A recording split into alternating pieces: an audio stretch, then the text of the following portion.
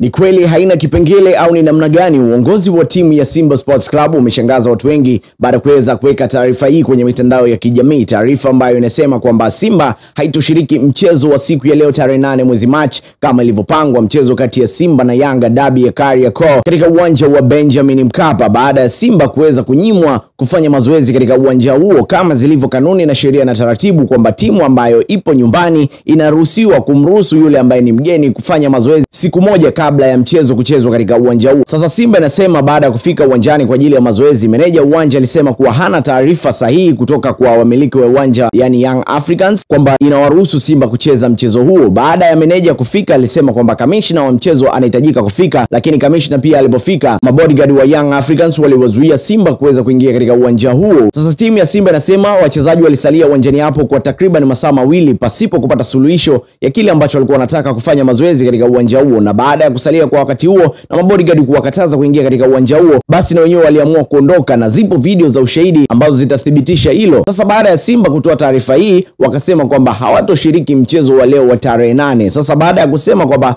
hawatoshiriki mchezo wa leo wa tarehe 8, uongozi wa timu ya Young Africans na wenyewe wamepost taarifa ambayo wamesema hawatotaka kucheza mchezo wa leo tarehe 8 siku nyingine. Wenyewe wanajua mchezo bado uko pale pale, tusubirie muda mwafaka uweze kufika ili mchezo huu uweze kwenda kuchezwa. Young Africans wamesema hawatukubali mechi hii ichezwe siku nyingine, aidha timu ya Simba ikubali kupoteza pointi 3. Sasa sijajua ni kipi ambacho kinaendelea kati ya timu hizi mbili, kwa sababu Simba anasema hatocheza, Yanga anasema kwamba hatukubali kucheza siku nyingine, yani hayuko tayari mechi ya leo kuweza kuahirishwa. Sasa nani ana haki? Nijulisha hapo kwenye comment section kabla hatujafika muda wa mechi. Sijajua kama mechi itachezwa au la, nijulisha hapo kwenye comment section.